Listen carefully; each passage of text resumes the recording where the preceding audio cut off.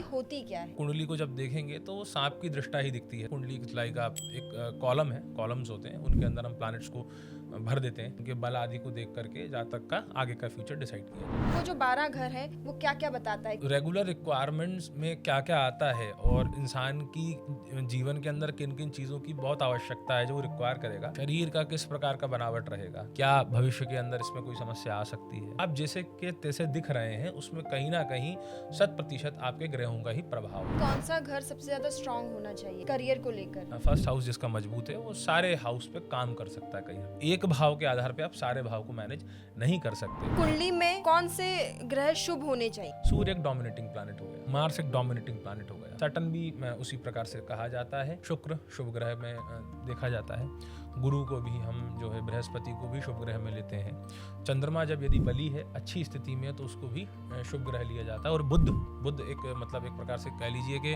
जैसी सत्ता है वैसा ही वो काम करता है। जो 12 घर होते हैं उनमें राशियां भी होती हैं, तो उनसे भी फर्क पड़ता है घरों पे? डेफिनेटली राशियों का एक मेजर रोल होता है, शत्रु राशि और मित्र राशि। सीधी सी बात है, जब मैं अपने फ्रेंड से बात करूंगा तो मैं कंफर्ट लेवल में बैठूंगा, और जब मैं किसी शत्रु राशि में आकर के बैठूंगा, मतलब अपनी एनिमी के साथ बैठूंगा, तो पहली बात तो मैं आंसर ही नहीं करना चाहूंगा। कुंडली में जो लिखा होता है तो क्या वही होगा या फिर इंसान चेंज भी कर सकता है उसको अपने कर्मों से? हम जब पढ़ते थे हमारे गुरुजी हमको बताते थे यत्र पिंडे तत्र ब्रह्मांडे। एक्सीडेंट मेजर होना है तो खरोंच लग गई आदमी को, तो इतने पे भी है, कई बार चेंज हो जाता है। जो एआई एस्ट्रोलॉजर भी आ चुका है, वो कितने % सच होता है और कितने % झूठ होता है? एआई का सारा काम एक स्ट्रक्चर बेस्ड होता है, जो डेटा उसको दे के रखा है वो उस पर ही आंसरेबल होगा। मोस्टली जो आंसर करेगा वो बेसिक करेगा, लेकिन जब आप फॉर्मुलेशन में क्लैरिटी के लिए जाते हो वहाँ पे एआई आपको आंसर नहीं दे सकता। मैथमेटिकल रीजनिंग टाइप हमारे एस्ट्रोलॉजी में होती है, वो आप एआई से ले लीजिए, कुछ बेसिक चीज़ें पूछ सकते हैं, वहाँ तक एआई ठीक है ना। जब बड़े लक्ष्य के लिए जाते हैं, बड़े टारगेटेड को लेकर जाते हैं, तो वहाँ पे एआई उतना अच्छा काम नहीं कर सकता। लाल किताब है जो बहुत ज्यादा फेमस। लाल किताब किसी व्यक्ति का अपना रिसर्च है, अच्छा रिसर्च डेटा है, खराब नहीं है, हेल्प आउट करता है, लेकिन जो वैदिक एस्ट्रोलॉजी है इसका कोई तोड़ नहीं है, ये अपने आप में बहुत अद्वितीय है।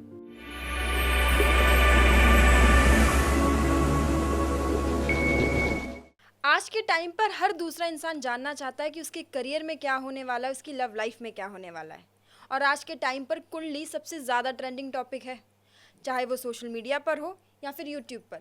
हर कोई अपनी कुंडली के बारे में जानना चाहता है, अपने जीवन के बारे में जानना चाहता है। तो आखिर कुंडली होती क्या है और किस तरीके से एक ज्योतिषी एक कुंडली को देखकर आपकी लाइफ के बारे में प्रेडिक्शन कर देता है कि आपकी ज़िंदगी में ये होगा और ये नहीं? इन्हीं सारे सवालों का जवाब देने के लिए आज हमारे साथ मौजूद हैं एस्ट्रोलॉजर अभिषेक आचार्य जी। नमस्कार आचार्य जी, पहले आप हमारे दर्शकों को अपने बारे में बताइए। जी, मेरा नाम अभिषेक आचार्य है, मैं ज्योतिष का ही विद्यार्थी रहा हूँ। महर्षि पाणिनि यूनिवर्सिटी से मैंने ज्योतिष में आचार्य करा है। अभी मैं करंट सिनेरियो के अंदर विश्वविद्यालय से इसमें पीएचडी कर रहा हूँ, रिसर्च कर रहा हूँ, साथ में मैं फ्रीलांसिंग भी करता हूँ, चार्ट्स रीड करता हूँ, लोगों को गाइड करता हूँ उनके कैरियर और आने वाली प्रॉब्लम्स, उनके सॉल्यूशंस के रिगार्डिंग। पंडित जी, अब हम हमारे प्रोग्राम को आगे बढ़ाते हैं। तो सबसे पहले मैं आपसे यही पूछना चाहूँगी कि कुंडली होती क्या है और किस तरीके से कुंडली को देखकर एक ज्योतिष आपके लाइफ के बारे में, किसी भी इंसान के लाइफ के बारे में सब कुछ प्रेडिक्ट कर देता है? देखिए, कुंडली का साधारण अर्थ जानना चाहते हैं तो हम सांप को देखते हैं ना, वो कुंडली मार करके बैठा हुआ होता है, यहाँ से क्रॉस क्रीज होता है। तो जैसे आप कुंडली को जब देखेंगे तो वो सांप की दृष्टा ही दिखती है, सांप के जैसे ही दिखती है कुंडली। और जब जातक का जन्म होता है, मतलब जैसे ही वो इस पृथ्वी ग्रह पर अपने माँ के गर्भ से प्रसव के द्वारा बाहर आता है, रुदन करता है, उसी समय हम समय को देख करके उस तिथि उस डेट को लिख करके जो प्लैनेट्स की ऑनगोइंग कंडीशन और सिचुएशन है करंट सिनेरियो के अंदर, तब उन प्लैनेट्स को देख करके एक कुंडली के माध्यम से, कुंडली लाइक आप एक कॉलम है, कॉलम्स होते हैं, उनके अंदर हम प्लैनेट्स को भर देते हैं, जैसे वो आकाशीय स्थिति में होते हैं उसके हिसाब से उसका निर्माण करके उनके बल आदि को देख करके जातक का आगे का फ्यूचर डिसाइड किया जाता है। बेसिकली उस टाइम पर अगर कोई भी इंसान जिस टाइम पे पैदा होता है, उस टाइम पे जो प्लैनेट आकाश में जिस राशियों में स्थित होते हैं वो इस तरीके से वो फिक्स्ड हो जाते हैं और उस हिसाब से आपकी कुंडली बन जाती है। बिल्कुल, जैसे आकाश को आप देखेंगी तो आकाश का अगर हम डायामीटर या कुछ भी किसी प्रकार से उसको नापने की कोशिश करेंगे तो संभव नहीं है। हाँ। तो हमारे आचार्यों ने क्या करा कि उसको विभाजित कर दिया, डिवाइड कर दिया।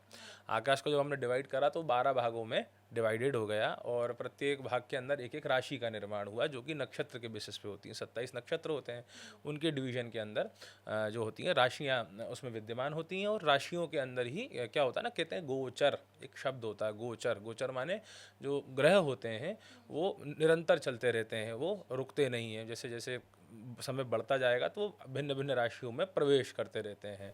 तो उसी के आधार पर कुंडली का निर्माण होता है कि कौन सा ग्रह किस राशि में अभी गोचर कर रहा है या भ्रमण कर रहा है। बेसिकली उसको जो आकाश में जो वो स्थित होते हैं प्लैनेट्स, राशियाँ, उनको एक चार्ट में उन्होंने डिवाइड कर दिया ताकि समझ सके आसानी से, और वो 12 पार्ट्स में उसको डिवाइड किया। डेफिनेटली ये इस तरीके से होता था कि शीर्षोदय और पृष्ठोदय एक शब्द होते हैं।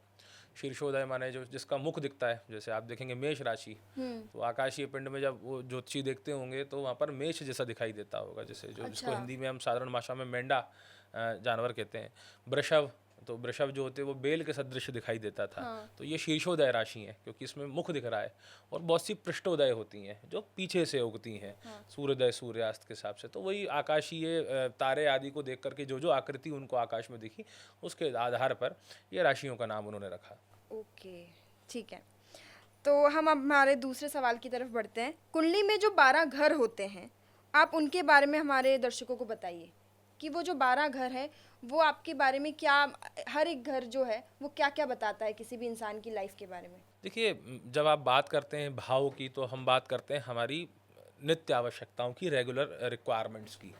तो रेगुलर रिक्वायरमेंट्स में क्या क्या आता है और इंसान की जीवन के अंदर किन किन चीज़ों की बहुत आवश्यकता है जो वो रिक्वायर करेगा, तो ये भाव भी उनसे ही संबंधित होते हैं। साधारण भाषा के अंदर हम जाने तो जैसे कि आपका शरीर है, शरीर का किस प्रकार का बनावट रहेगा, किस प्रकार की आपकी आंखें होंगी, कैसा आपका मस्तिष्क होगा, कैसी आपकी नाक होगी, क्या भविष्य के अंदर इसमें कोई समस्या आ सकती है, क्या आपके चेहरे का जो है आकर्षण सामने वाले पे पड़ेगा तो उसका आपको क्या लाभ मिलेगा। तो इस प्रकार से हम बात करते हैं चेहरे की, हम चेहरे को विचार करते हैं कि उसमें किस प्रकार के ग्रह बैठे हुए हैं। जैसे आप पहले देखेंगे कि व्यक्ति जाता था, उसकी कुंडली नहीं होती थी, तो व्यक्ति का चेहरा देख करके पहले के ज्योतिषी उसकी कुंडली का निर्माण कर देते थे। अच्छा। वो ये देखते थे कि इसका चेहरा इस प्रकार का है, लंबा चेहरा है, किस प्रकार के उसके कान है, कैसा मस्तक है, तो यहाँ पर ये ग्रह होगा। आगे देख करके उसकी बनावट, उसकी हाइट आदि को देख करके सारा का सारा विवरण कुंडली में लिख दिया जाता था। तो वो एक प्रकार से वही है कि यत्र पिंडे तत्र ब्रह्मांडे। आप जैसे के तैसे दिख रहे हैं उसमें कहीं ना कहीं 100% आपके ग्रहों का ही प्रभाव है। अच्छा, तो इस प्रकार से 12 भाव का हमारे यहाँ विचार होता है। ठीक है। मैं आपसे दूसरा सवाल पूछती हूँ।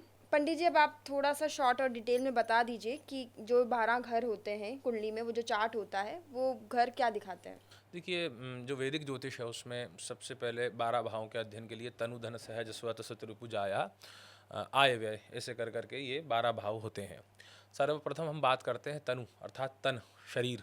शरीर व्यक्ति की आकृति, शरीर, सुंदरता कैसा वो होगा, वो प्रथम भाव से हम विचार पहले करते घर हैं। से हाँ। पता चलता है। द्वितीय भाव की जब हम बात करते हैं तो उसको कहते हैं धन। धन। धन अर्थात उसके पारिवारिक धन जो इनहेरिट में उसको प्राप्त होगा, और साथ में परिवार कितना बड़ा होगा उसका। ये दोनों प्रकार की चीज़ें उस द्वितीय भाव से विचार की जाती हैं। तृतीय भाव होता है स्वहत, है ना, वो उसको कहते हैं भाई बहन आदि का, उसमें विचार करते हैं किस प्रकार के आपके भाई बहनों से संपर्क रहेंगे, आपका कैसा बनेगा। अलग अलग तरीके से ज्योतिषी अलग अलग भाव को विचार करते हैं कई, क्योंकि क्या हो सकता है किसी किसी की रिसर्च होगी कि हो सकता है कि उसने दूसरे चौथे भाव से पकड़ करके रिसर्च देखा हो तो वो फिक्स्ड निकला हो। तो इसमें यह नहीं है कि इससे यही विचार करना है, आदमी इस पर रिसर्च करके और आगे भी जा सकता है। चौथे भाव से आप देखेंगे तो संपत्ति, गाड़ी आदि का भी विचार कोई कोई करते हैं। पांचवें भाव से अध्ययन है, आपकी संतानें हैं, संतानों के साथ आपका प्रेम भी उससे विचार किया जाता है, कितना प्रेम आपको मिलेगा और कितना आप प्रदान करेंगे। छठे भाव से हम शत्रु का विचार करते हैं। शत्रु का विचार करते हैं कि किस प्रकार के शत्रु आपके साथ में हो सकते हैं, कैसे उनके स्वरूप हो सकते हैं, क्या वो आपके परिवार से हो सकते हैं या आपके मित्रों में से हो सकते हैं। सप्तम भाव जामित्र भाव इसको कहते हैं। जामित्र भाव का मतलब होता है महिला मित्र, किस प्रकार की आपकी जो मित्रता है, बेसिकली शादी कह सकते हैं, या महिला मित्र, जो भी महिलाओं का रोल आपके जीवन में रहेगा वो उस भाव से कनेक्ट करती है। 7th हाउस से पता चलता है। 7th हाउस को लेकर के बहुत सारी यही भ्रांति है कि शादी सीधी सीधी आदमी कह देता है। और वो उसकी जब यहाँ पर वो फलादेश करता है, जब वो प्रिडिक्ट करता है तो वो परफेक्ट नहीं आता है। उसका रीज़न ये है कि जब आप श्लोकों के बद्ध उसको पढ़ेंगे तो उसमें लिखा है जामित्र भाव। जामित्र भाव से महिला मित्र होता है, तो उसकी पत्नी भी उसकी मित्र हो सकती है, उसकी मदर भी उसकी मित्र हो सकती है, उसके साथ पढ़ने वाली कोई लड़की भी उसकी मित्र हो सकती है, कोई कलीग भी मित्र हो सकती है।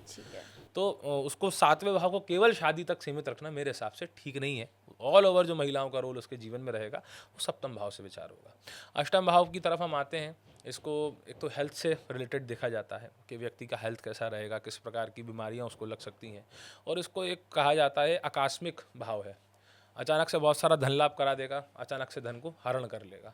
तो आकस्मिक अचानक से जो चीज़ें होती हैं अनप्रिडिक्टेबल जिसको कहते हैं, वो अष्टम भाव से विचार की जाती हैं। हाँ, नवम भाव जो होता है वो भक्ति का भाव होता है या भाग्य भाव होता है। व्यक्ति किस प्रकार से किस देवता की साधना करेगा या कितना उसका भक्ति से स्पिरिचुअलिटी की तरफ कितना जाएगा। हाँ, स्पिरिचुअल वे में ले सकते हैं, लेकिन अपनी धार्मिक चीज़ों को लेकर कितना जागृत है, कितना अवेक है वो कि वो उस चीज़ को करे, फॉलो करेगा। और उसको भाग्य भाव भी कहते हैं। भाग्य भाव मतलब उसकी डेस्टिनी क्या है वो उसमें हेल्प आउट करता है। हाँ, और जो दसम भाव होता है वो कर्म भाव होता है, क्योंकि हमारा जो कुछ भी हम कर रहे हैं, जैसे हम बोल रहे हैं तो हम परिश्रम करके बोल रहे हैं, तो कर्म किस प्रकार से करेगा। और एकादश भाव धन के लिए जनरली विचार किया जाता है। 12वां भाव कई वस्तुओं के लिए होता है, नेत्रों के लिए भी करते हैं, खर्चे के लिए भी करते हैं, खर्चे के लिए और फॉरेन सेटलमेंट के लिए भी 12th हाउस को ही देखा जाता है। कई बार 12वें भाव को देखना होता है, छठे को भी देखना होता है। अच्छा। हाँ, तो मिक्स्ड मर्ज चीज़ों को देख करके प्रेडिक्ट किया जाता है। जैसे कि कोई व्यक्ति ने क्वेश्चन करा कि मैं परमानेंट सेटल कब होऊंगा, कि मैं वहाँ से लौट करके ना आऊँ, तब आप अलग अलग भाव का विचार करेंगे। और किसी ने कहा कि मेरी यात्रा कब दिख रही है, तो उसके लिए अलग भाव का विचार करेंगे। ओके, अलग अलग घर को देखना पड़ता है। हाँ, तो इस प्रकार से 12 भाव होते हैं और कई प्रकार की कुंडलियाँ होती हैं। आप कुंडली में देखें तो जैसे लग्न है, नवांश है, द्वादशांश है, त्रिशांश है, चंद्र कुंडली है, तो अलग अलग स्थिति में हम अलग अलग कुंडली का विचार करते हैं। तो बेसिकली सबसे मेन चार्ट कौन सा होता है? जब आपने बोला कि इतने सारे चार्ट होते हैं कुंडली में, तो सबसे मेन चार्ट कौन सा होता है? देखिए, बेसिक आपको जानना है तो लग्न चार्ट से आप बेसिक आराम से देख करके बता सकते हैं। बेसिक लगन चार्ट बेसिक जो होता है वो और मोस्ट ऑफ द एस्ट्रोलॉजर भी लगन चार्ट पे अगर आप पे 5 मिनट या 10 मिनट का समय है तो मैं नहीं समझता कि व्यक्ति इतनी तेज पढ़ करके पूरे चार्ट देख लेगा। वो सर्वज्ञ हो जाएगा अगर देखेगा तो लग्न का सहायता लेकर के ही हम आगे बढ़ने की कोशिश करते हैं। जब व्यक्ति के जीवन में क्वेश्चंस ज़्यादा बढ़ जाते हैं, ज़्यादा गंभीर हो जाते हैं, वहाँ पर उसको इंसाइट नहीं मिलती है, तब हम उसको आगे बढ़ते बढ़ते बढ़ते पॉइंट लेवल पर ले जा करके प्रिडिक्ट करते हैं। तो टोटल कितने चार्ट्स होते हैं किसी कुंडली में? कुंडली के अंदर चार्ट्स की संख्या यही है, मतलब प्रमुख कई तो द्वादशांश त्रिशांश तक भी जाते हैं। मतलब द्वादशांश मतलब एक पार्ट होता है राशि का, जैसे कि लग्न है, लग्न के बाद नवांश है, राशि का नवा भाग, तो वो नवांश हो गया। फिर चंद्र कुंडली, तो उसमें चंद्रमा प्रधान है, अलग ग्रह आ गए। तो कुंडलियों के निर्माण कई प्रकार से होते हैं, लेकिन प्रमुखता से जो विचार किए जाते हैं तो वो लग्न हो गया, नवांश हो गया और चंद्र कुंडली हो गया। बेसिकली यही भाव को विचार करा जाता है और जैसी जैसी रिक्वायरमेंट जिस चीज़ की होती है उसके आधार पर कुंडली का निर्माण होता है, उस ग्रह के आधार पे, और उसको लिखते हैं। फलित है, चलित है, ऐसे कई प्रकार की कुंडलियाँ होती हैं। आपने जो 12 घर बताए, उसमें से कौन सा घर सबसे ज़्यादा स्ट्रांग होना चाहिए करियर को लेकर? करियर को लेकर के यदि हम विचार करें तो लग्न का सीधा सीधा संबंध है आपके सब स्थानों से।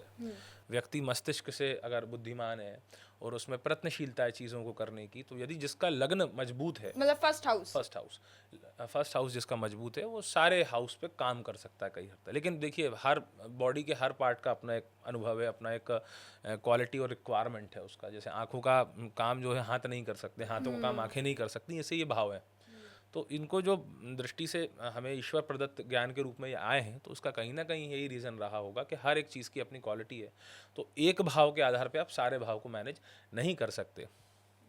अब इन जो 12 घर होते हैं उनमें राशियां भी होती हैं, तो उनसे भी फर्क पड़ता है घरों पे? बिल्कुल पड़ेगा। जैसे कि मैं यहाँ पर आपसे बात कर रहा हूँ, ब्रॉडकास्ट कर रहा हूँ, आप मुझसे अच्छे से बात कर रही हैं तो मैं अच्छे से उत्तर दे रहा हूँ। सपोज़ हम यदि शत्रु होंगे तो क्या हम ये ब्रॉडकास्ट कर पाएंगे? हम कर ही नहीं सकते। तो आप हैं, किसी ग्रह को आप रिप्रेजेंट करते हैं, किसी को मैं रिप्रेजेंट करता हूँ, और हम किसी राशि में जाकर के बैठ गए जो हमारे शत्रु की है, तो सीधी सी बात है कि हम उसको परेशान करेंगे अपने घर में, उसको हम कुछ करने नहीं देंगे। तो डेफिनेटली राशियों का एक मेजर रोल होता है, शत्रु राशि और मित्र राशि। ऐसा विचार किया जाता है कि जैसे बृहस्पति है और शुक्र है, ये दोनों एनिमीज हैं, इनका बनता नहीं है। शनि और सूर्य एनिमीज हैं, इनका बनता नहीं है। इसी प्रकार से कई ग्रहों की अपनी अपनी एनिमीज हैं और कई कई फ्रेंड्स हैं। तो सीधी सी बात है, जब मैं अपने फ्रेंड से बात करूंगा तो मैं कंफर्ट लेवल में बैठूंगा, रिलैक्स होकर के उसकी बातों का आंसर दूंगा और उसको एक सोल्यूशन दूंगा कि वो अपने जीवन में बेटर कर पाए। और जब मैं किसी शत्रु राशि में आकर के बैठूंगा, मतलब अपनी एनिमी के साथ बैठूंगा, तो पहली बात तो मैं आंसर ही नहीं करना चाहूँगा। इस तरह आदमी स्टक हो गया। अब वो जॉब करे, कि वो बिजनेस करे, कि वो सो जाए, कि वो रिलेशनशिप, वो बंदा मतलब एक ही जगह पे स्टक है, वो कुछ कर नहीं पा रहा है। तो वो क्यों नहीं कर पा रहा है? वो एक ऐसी एनिमी राशि में आकर के उसके एरिया में बैठ गया है कि उसको वो कुछ करने ही नहीं देना चाहता है, क्योंकि वो उसके शत्रु के घर में है। तो वो सीधी सी बात है, बदला निकालेगा या लड़ेगा उससे।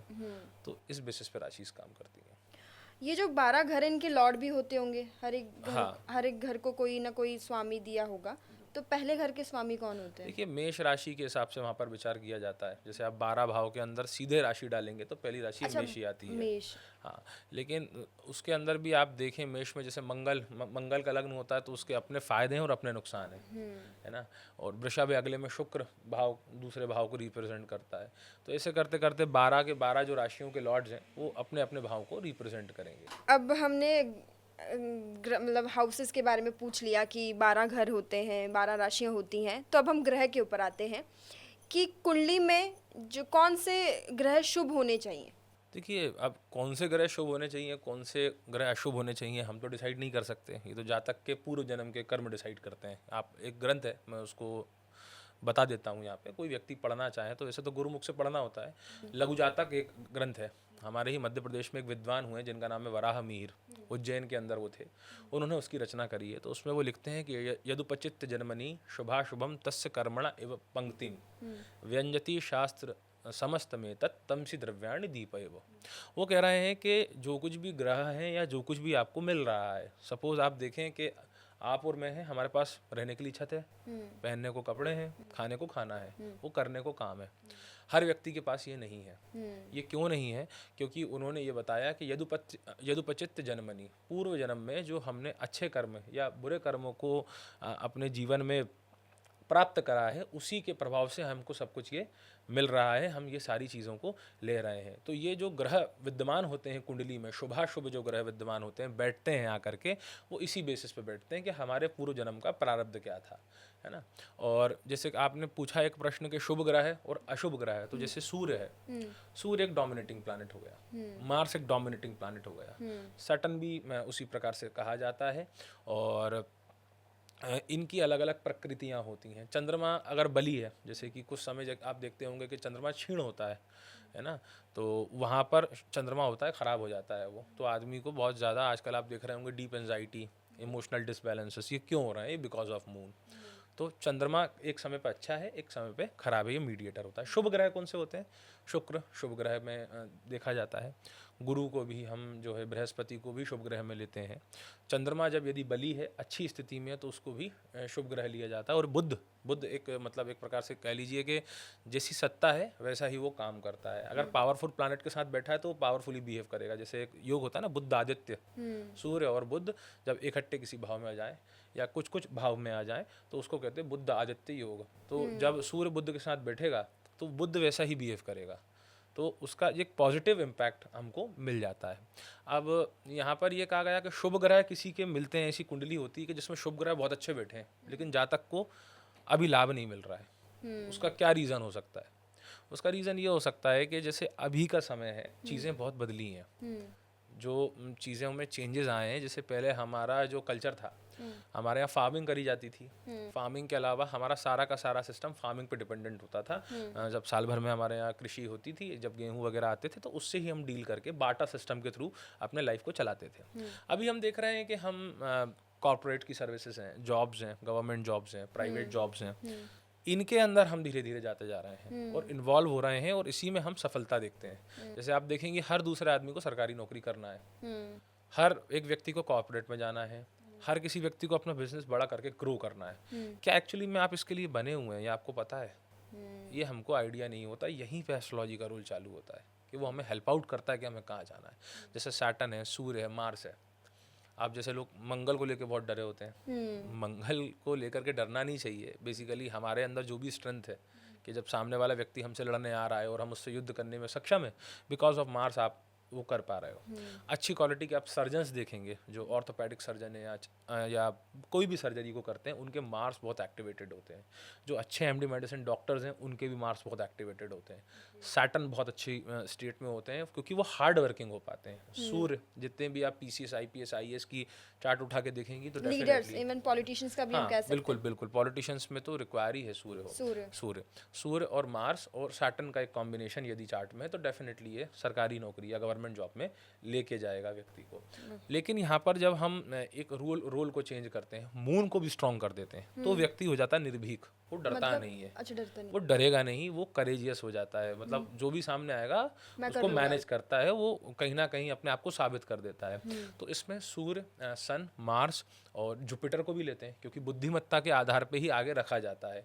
क्योंकि आप देखिएगा, जैसे जो जंगल है, जंगल के अंदर अगर संख्या के बल पे अगर आप देखें कि कितने ज़्यादा जानवर हैं, उसके हिसाब से पावर डिसाइड होगा, तो ऐसा नहीं है। जो टाइगर होता है वो सबसे पावरफुल होता है, वो डोमिनेटेड होता है। तो वो क्यों होता है? कहीं ना कहीं उसमें करेजियस क्वालिटी है। देखो, उसको खर्चा भरना भी पड़ता है उसका, कई बार उसको झुंड में घेर लेते हैं, शिकारी मार देते हैं, तो उसको भरना पड़ेगा इस चीज़ को। लेकिन उसमें एक पावर होता है कि वो डरता नहीं है किसी से, वो करेजियस हो जाता है। तो वो सूर्य और मार्स की होती है। इसमें यदि जुपिटर आपका सही स्थिति में बैठा हुआ है और सही तरीके से आपको गाइड करा, बेसिकली केंद्र कहते हैं, सेंटर ऑफ द चार्ट यदि जुपिटर है, तो कहते हैं हमारे एस्ट्रोलॉजी में किम कुर्वन्ति ग्रह सर्वे केंद्र यस्य बृहस्पति। जब सेंटर में आपके गुरु आकर के बैठे हैं, तो कोई ग्रह आपका क्या करेगा? सपोज ये देख लीजिए कि कोई टीचर आपका आ जाए और बहुत सारे उत्पाती बच्चे हैं, वो गदर कर रहे हैं क्लास में, वो टीचर सेंटर में बैठ जाए, वो जिसको देखेगा वो बच्चा गदर करना बंद कर देगा। वो ना गदर करेगा, वो बिल्कुल तरीके से वहाँ पर बैठ करके सारी चीज़ों को करेगा। तो यही एक जुपिटर का रोल होता है, वो हमारा टीचर है, हमारा मार्गदर्शक है। जब तो जुपिटर की आप बात कर रहे हो, तो बृहस्पति की कौन सी प्लेसमेंट सबसे ज़्यादा बेस्ट होती है, कौन से घर में? देखिए, फर्स्ट है, फर्स्ट है। फर्स्ट ले लीजिए, 7th ले लीजिए, 10th ले लीजिए, ये अच्छी प्लेसमेंट्स है। और पर मैंने ये भी सुना है कि अगर राहु केतु जो है वो ग्रहण लगा देते हैं, तो फॉर एग्जाम्पल किसी की कुंडली में बृहस्पति के साथ राहु केतु बैठ गए, तो फिर उसके जो इम्पैक्ट है वो पॉजिटिव होंगे कि नेगेटिव होंगे? राहु वाले के अंदर तो सबसे बड़ी समस्या आती है एजुकेशन में। बार बार आदमी का एजुकेशन स्विच होता रहता है। उसका 5 मिनट पहले मूड बनता है कि वो MBA करेगा, 10 मिनट में कहता है बैंकिंग करेगा, 11 मिनट में कहता है UPPSC करेगा, 12 मिनट में कहता है कि कुछ बिजनेस खोल लेगा। तो ये एक सबसे बड़ा इसका एक प्रॉब्लम है, जुपिटर और राहु का साथ होना और इनकी प्लेसमेंट्स होना। इसमें कई ज़्यादा प्रॉब्लम्स देखने को आती हैं। आदमी का संघर्ष भी, स्ट्रगल भी बढ़ा देता है, क्योंकि सीधी सी बात ये है कि जब आपका जो गुरु है उसकी संगत आपने ख़राब कर दी ना, जैसे जैसे जो एक आप किसी अच्छे व्यक्ति को देखते हैं, अपने फादर फिगर व्यक्ति को देखते हैं, तो आप क्या देखते हैं कि वो सेटल्ड है, मतलब ये शरारती नहीं है। और वो जो राहु है वो शरारती हैं। तो वो जब राहु शरारती है तो बेसिकली जिसकी संगत में जैसा आदमी आता है तो वैसा हो जाता है। तो गुरु भी शरारती हो जाते हैं। तो शरारती हो जाते हैं तो व्यक्ति, गुरु कितना भी उसको बोले कि भाई पढ़ाई कर, लिखाई कर, या कुछ ऐसा कर जिससे तू जीवन में कर सके, तो वो कर नहीं पाता है। सेकंड चीज़ हम देखेंगे, गुरु और केतु का कॉम्बिनेशन। ये जो व्यक्ति होते हैं, गुरु और केतु का कॉम्बिनेशन, जिनके आप चार्ट पे देखेंगे, ये बहुत ज़्यादा मतलब डिटैच हो जाते हैं। एकदम से अटैच करेंगे, एकदम से डिटैच करेंगे। गुरु और केतु आपने चार्ट पे देखा तो वो इतना प्रेम करेगा किसी भी व्यक्ति को, और कुछ ऐसी चीज़ हुई और वो यदि टूटा तो वो पलट के नहीं आने वाला है, वो छोड़ देगा लाइफ टाइम, वो पलट के देखेगा ही नहीं। अगर गुरु और केतु कुंडली में एक साथ में कॉम्बिनेशन है, क्योंकि केतु क्या है ना, कुछ समम केतु हो, मंगल का जो हाफ फल है या मंगल का ही स्वरूप जो है वो केतु को बताया गया है। तो एक प्रकार से ये kind of a philosophical touch यहाँ पर आ जाता है, तो वो ईजिली वहाँ से मूव आउट हो जाते हैं। हम ग्रहों की बात कर रहे हैं, तो आप एकदम शॉर्ट में और इजी में बता दीजिए कि हर ग्रह क्या क्या दिखाता है एक इंसान की लाइफ में। जैसे सूर्य क्या प्रेजेंट करता है? सूर्य करेज, बल, आदमी का कॉन्फिडेंस सबसे बड़ी चीज़ है। अगर पॉजिटिव हो तो, अगर पॉजिटिव है तो आत्मबल व्यक्ति में बहुत अच्छा होगा। आत्मबल मतलब बहुत विषम से विषम परिस्थिति में भी वो आ जाएगा, लेकिन उसके अंदर एक चीज़, एक फील रहेगी कि मैं इससे निकल जाऊंगा। ये सूर्य है। और सूर्य क्या है, दबता नहीं है, वो अपने पावर के अंदर रहता है। 10 लोग खड़े हुए हैं, वो नौकर बन के काम नहीं करेगा, वो लीड करेगा, आगे जाएगा और सबको धक्का देखेगा, नहीं आई एम द लीडर। फिर आप आइए चंद्रमा। चंद्रमा जो होता है वो मन का प्रतिनिधि होता है। मन का प्रतिनिधि मतलब जैसे होता है ना कि बहुत से लोग बहुत जल्दी रोने लगते हैं, या कोई ऐसे होते हैं कि वो रोते ही नहीं है, कोई ऐसे होते हैं कि जिनके मन में क्वेश्चंस कंटिन्यूस आते रहते हैं, क्वेश्चन क्वेश्चन क्वेश्चन आते रहेंगे, और वो इतना ओवरथिंक कर लेते हैं कि वो कुछ कर ही नहीं पाते। तो दैट इज़ मून।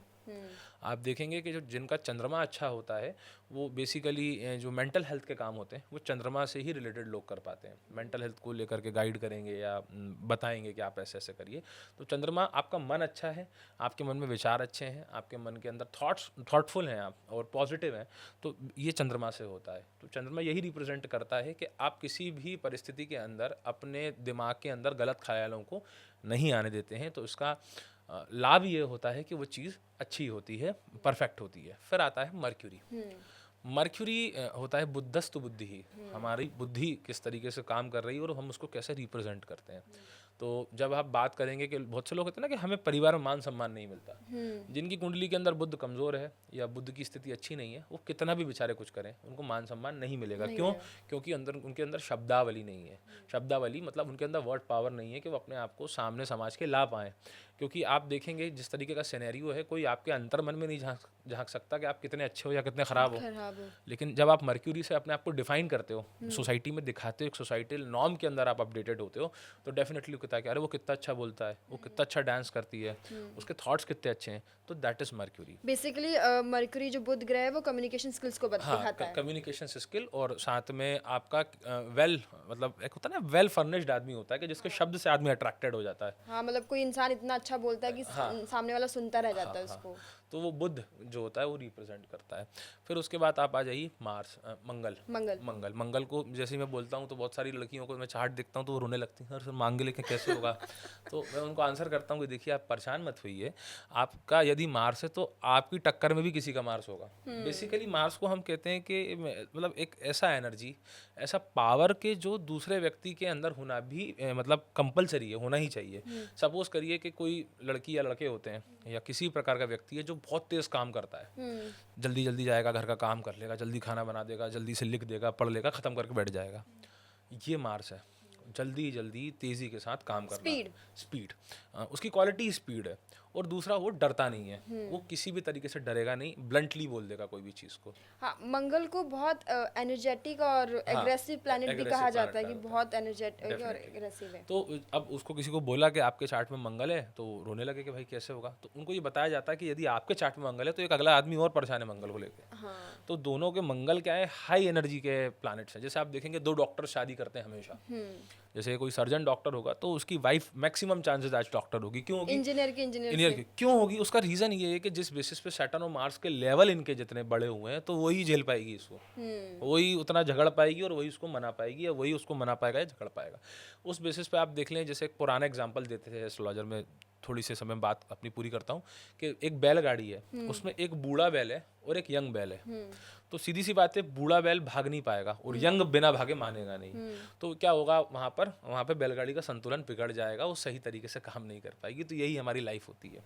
जो पति पत्नी होते हैं, they are not a individuals के वो वाइफ और हस्बैंड तक सीमित हैं, दे आर गुड कंपेनियंस, वो अच्छे फ्रेंड भी हैं, वो अच्छी फैमिली भी हैं और अच्छे एडवाइजर्स भी हैं। तो जब आप मार्स से रिलेटेड व्यक्ति के साथ शादी करता है, मतलब मांगलिक शादी करता है, तो उनके फील्ड के अंदर बहुत अच्छे रिजल्ट्स हमको देखने में मिलते हैं। मैंने बहुत सारे डॉक्टर कपल्स के चार्ट देखे हैं, तो उनके चार्ट में मार्स ही काम कर रहा है कि वो आज अपने मेडिकल एरिया में काफ़ी अच्छे जा रहा है।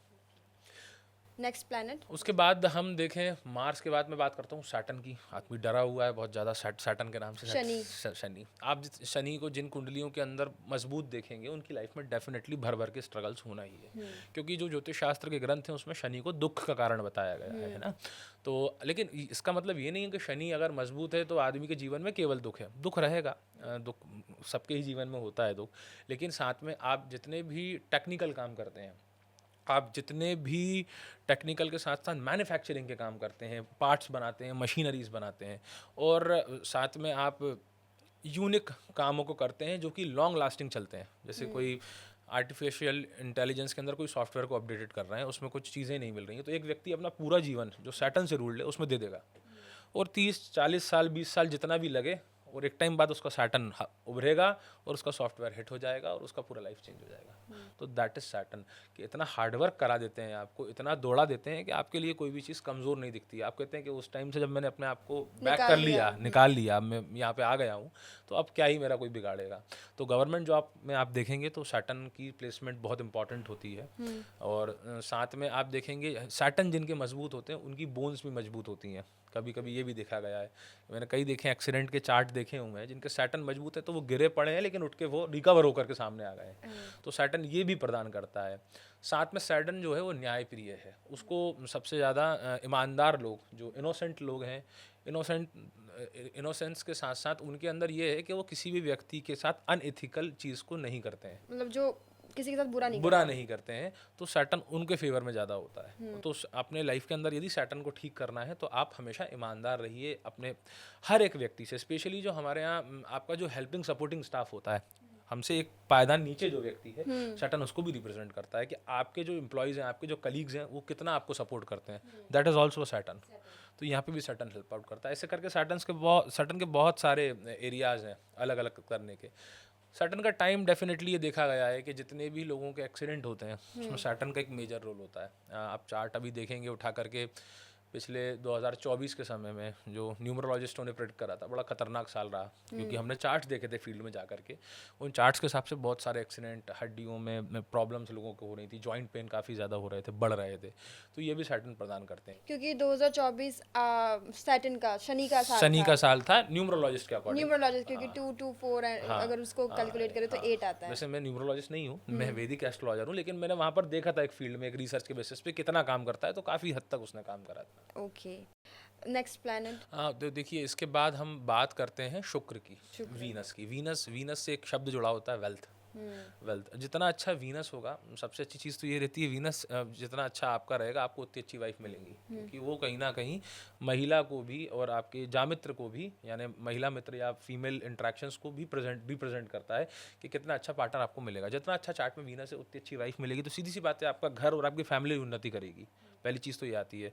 दूसरा, आपके जितने भी बिजनेस हैं, बिजनेस के एरिया ले लीजिए, लग्जरी के एरिया ले लीजिए, परफ्यूम ब्रांड्स ले लीजिए, क्लॉथ्स ले लीजिए, डायमंड ले लीजिए, सारा का सारा वीनस से कंट्रोल में आता है। अच्छा। और जो आपने देखा होगा ना, इससे बहुत सारे लोग जो होते हैं हाई क्वालिटी, मतलब हाई क्वालिटी के उनका जितने भी मतलब ब्रांड्स का बहुत शौक ब्रांड्स होता को है, यूज करेंगे कपड़ों वो, का या फिर हाई चीज़ों का, हाई लेवल के एक्सपेंसिव ब्रांड चीज़ों का एक्सपेंसेस से हैं, तो वो उनका वीनस आपको जरूर स्ट्रांग मिलेगा वीनस। तो ये वीनस की क्वालिटी, गंदगी बर्दाश्त नहीं करते अपने आसपास, उनको सफाई चाहिए, क्लीननेस चाहिए, तो ये वीनस की क्वालिटी होते हैं। और मैं समझता हूँ कि वीनस तो इम्पोर्टेंट होना ही चाहिए बेसिकली उनके जीवन में, जिनके जीवन में गृहस्थी है, जो मैरिड लाइफ जीना चाहते हैं, तो वो वीनस उसका एक तड़का है अपना इम्पोर्टेंट। फिर आते हैं हम अगले जुपिटर पे। तो जुपिटर प्लैनेट को अगर आप देखें, ये एक सिंबॉलिक प्लैनेट है, एक काइंड ऑफ बहुत रिलीजियस प्लैनेट है, धार्मिक व्यक्ति होता है, फैमिलियर व्यक्ति होता है, अपने टीचर्स का सम्मान करता है, सोसाइटी की हेल्प आउट करता है, और उसका बस एक ही लक्ष्य होता है, नॉलेज को अर्न करना। उसका जो प्रॉपर लक्ष्य है, उसको पैसा लगता उतना मतलब इम्प्रेस नहीं कर सकता है, उसका एक ही मोटिव है और लक्ष्य है कि उसको जितना हो सके अपने अंदर नॉलेज लेकर के आना है, लर्न करना है चीज़ों को, नई नई रिसर्च सामने लेकर के आनी है, पढ़ाई करना है। दूसरी चीज़ इसकी ये होती है जुपिटर वाले की कि ये ज्ञान बहुत देते हैं। आपको जितने भी जुपिटर से संबंधित लोग हैं, उनका जुपिटर स्ट्रांग मिलेगा तो वो बिल्कुल आपको चीज़ के बारे में नॉलेज देंगे, और कोई चीज़ को सीखने पे जाएंगे तो उसको कम्प्लीटली सीख करके आएंगे। ये हार्मफुल नहीं होते हैं। सबसे अच्छी चीज़ ये होती है, जुपिटर संबंधित व्यक्ति एक टाइम में आपको ज़्यादा हार्म नहीं करेगा, मतलब आपको हेल्प आउट ही करेगा, रीच आउट ही करेगा। तो इसका यही है, मतलब बेसिकली आप ट्रेड देखें जुपिटर प्लैनेट का, तो आपके रिलेशनशिप्स में भी बहुत अच्छा काम करता है। जैसे आपने देखा होगा किसी व्यक्ति की मैरिड लाइफ बहुत अच्छी है, तो उसका रीज़न यही है कि उसकी वाइफ जुपिटर से संबंधित है, उसका जुपिटर अच्छा है, तो उसकी मैरिड लाइफ भी अच्छे से काम करेगी। किसी व्यक्ति की पढ़ाई बहुत अच्छी हुई है, तो जुपिटर की प्लेसमेंट चार्ट में बहुत अच्छी है। किसी का फैमिली सपोर्टेड है, तो वो भी जुपिटर के बेसिस पे ही है। कोई टीचिंग लाइन के अंदर जाकर के जॉब कर रहा है या बच्चों को पढ़ा रहा है, वो भी जुपिटर से संबंधित है। तो ऐसे कर करके काफ़ी ट्रेड्स हैं जुपिटर में हम जो विचार कर सकते हैं। अब बचे राहु केतु हैं, तो देखिए राहु केतु को हमारे यहाँ एस्ट्रोलॉजी के अंदर, जो वेदों के अंदर जो एस्ट्रोलॉजी है उसमें तो राहु केतु को नहीं माना है, एक्सेप्ट नहीं करा है वेद ने। हाँ, लेकिन जब आगे रिसर्चेज हुए तो उसमें शेडो प्लैनेट कहा गया, छाया ग्रह राहु को कहा गया और केतु कहा गया। उसमें एक पुरातन कथा भी है कि भगवान विष्णु ने किस प्रकार से वो अमृत का पान वहाँ पर कर रहे थे और चक्र से काट करके दो भाग हुए, एक राहु बना, एक केतु बना। राहु जो होता है वो यहीं तक है, हमारा नेक तक काम करता है, नेक के नीचे केतु काम करता है। तो राहु को हम कहते हैं, जितना भी आज के ज़माने में आदमी अर्न कर रहा है बोलने से या अपने काम बनाने को लेकर के या अपने नए नए आइडियाज़ को जनरेट करके, वो राहु दिमाग से। अब राहु की प्लेसमेंट बहुत इंपॉर्टेंट है आज की तारीख में चार्ट में, क्योंकि जो आज का समय है वो राहु से रिलेटेड ही है। राहु सही है, जितना जो है राहु का ही राहु का ही टाइम है। तो राहु आपको बना सकते हैं और राहु आपको बिगाड़ सकते हैं। फर्स्ट हाउस का राहु डेफिनेटली आदमी वाक चतुर है, बोलने में ज़बरदस्त है और वो कमांड है, लेकिन सबसे बड़ी समस्या क्या देता है कि शिफ्ट करता है बार बार, आपको एक जगह बैठने नहीं देगा, आपसे इतने अनइथिकल काम करवाएगा कि आप गलत चीज़ें ही करेंगे, अपने आप को कंट्रोल नहीं कर पाएंगे। तो इसके दो सबसे ख़राब एक तो ये कि आपको मेंटली बहुत परेशान करता है, दूसरा ये सजेशन देता है कि लाइफ में ऐसा करो, वो सजेशन कई बार ख़राब होते हैं। अच्छी चीज़ें क्या हैं, यदि राहु का प्लेसमेंट आपके 3rd हाउस, आपके 6th हाउस, आपके 11th हाउस में है, तो राहु जिस हाउस में होता है ना, वही चीज़ करने को प्रेरित करता है। सपोज किसी के 2nd हाउस में है तो आदमी अपशब्द बोलेगा, डेफिनेटली बोलता है और बोलेगा ही। बेसिकली राहु की कुछ घर परमानेंट है जहाँ पर अगर वो उस घर में ही बैठेगा तो ही पॉजिटिव होगा, अदरवाइज अगर वो किसी और घर में बैठ गया तो वो नेगेटिव हो सकता है। हाँ, जनरली कह सकते हैं, जैसे जो सबसे ज़्यादा ख़राब कॉम्बिनेशन हम मानते हैं वो 1st हाउस, 12th हाउस और 2nd हाउस, ये तो सबसे खतरनाक ही है, और 7th में भी फर्स्ट है, house, 12th house, second house, 7th को भी ले लीजिए। 7th को। हाँ, ये और इन हाउस बेस्ट हाउस कौन से होते हैं बेस्ट राहु हाउस के? में होता है ये, एक तो आप ले लीजिए 3rd हाउस, 6th हाउस और 11th हाउस। 10th हाउस में कभी कभी भी है, जैसे आपने देखा होगा हमारे होम मिनिस्टर अमित शाह जी हैं, उनका ऐसा कहा जाता है, जो उनका चार्ट की डिटेल अवेलेबल है उसके अकॉर्डिंग उनका 10th हाउस का राहु है, तो वो अच्छी क्वालिटी के लीडर है। केतु? केतु समथिंग न्यू और डिफरेंट। केतु एक अलग मतलब अजीब से ही प्लानट है। केतु क्या होते हैं, सत्यता को पकड़ते हैं लाइफ में। आपने देखा होगा ना, केतु और गुरु और केतु का कॉम्बिनेशन है, आदमी सुखी नहीं रहेगा ज़्यादा।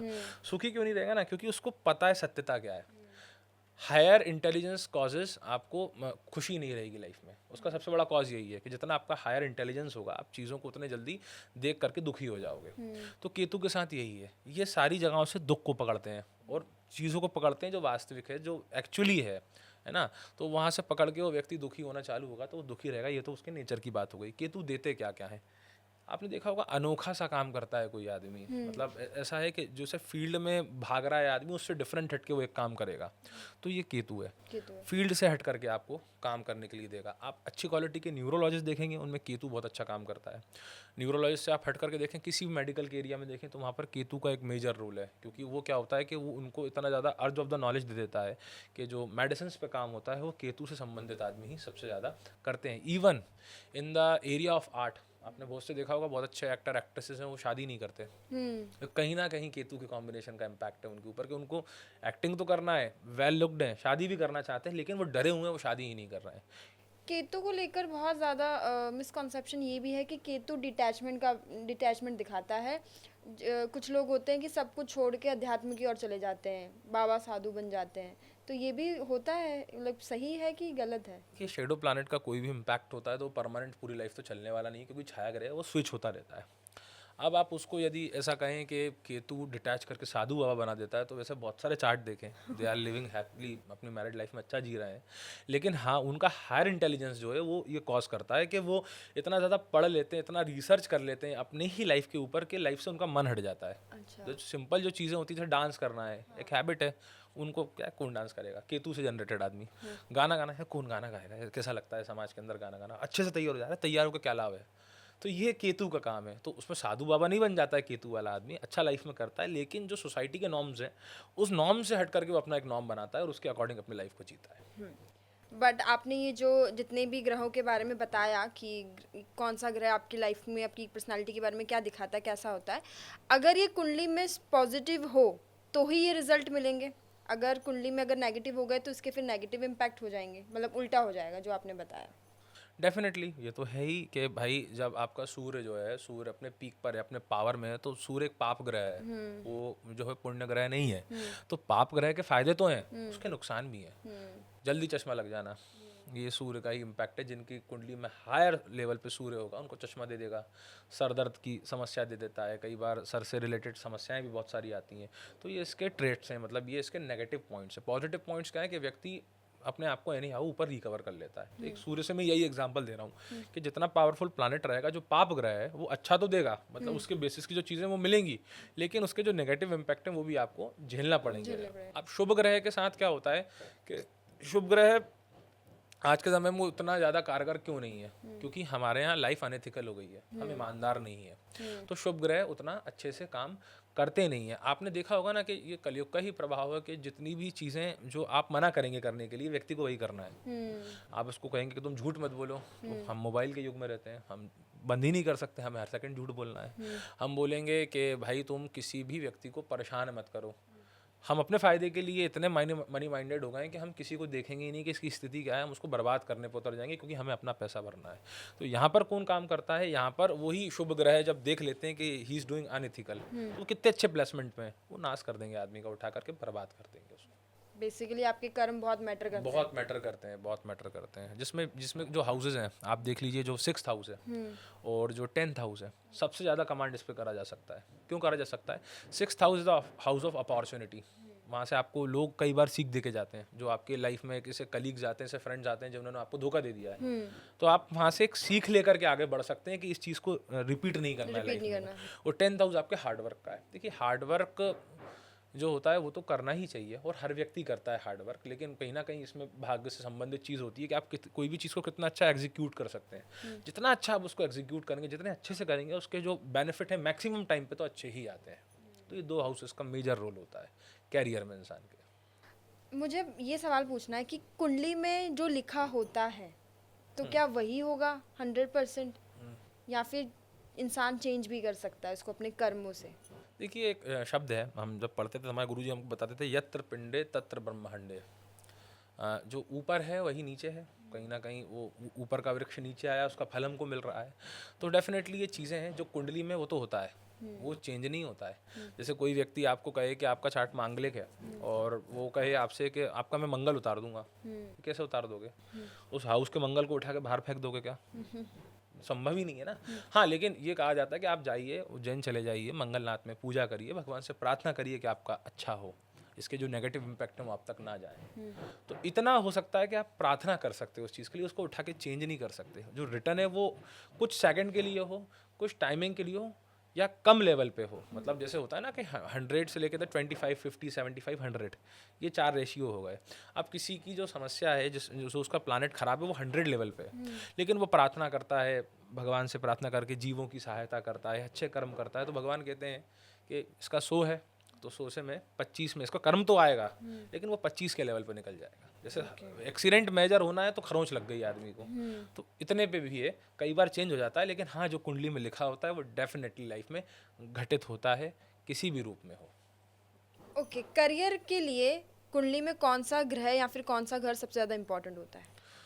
करियर के लिए देखिए, अब इसमें डिपेंड ये करता है कि आप किस करियर पे जाना चाहते हैं, फील्ड किस फील्ड? फील्ड को चूज़ करते हैं कि इस फील्ड पे मुझे जाना है, तो अपन वहीं से विचार करना स्टार्ट करेंगे। सपोज़ कोई व्यक्ति जाना चाहता है टीचिंग लाइन में, तो उसके लिए ये बहुत इंपॉर्टेंट है जुपिटर हो, और जुपिटर अपनी राशि के अंदर हो तो बेस्टेस्ट है, वो अच्छा पढ़ाएगा। लेकिन अब फिर यहाँ समस्या आ गई, सरकारी जॉब चाहिए।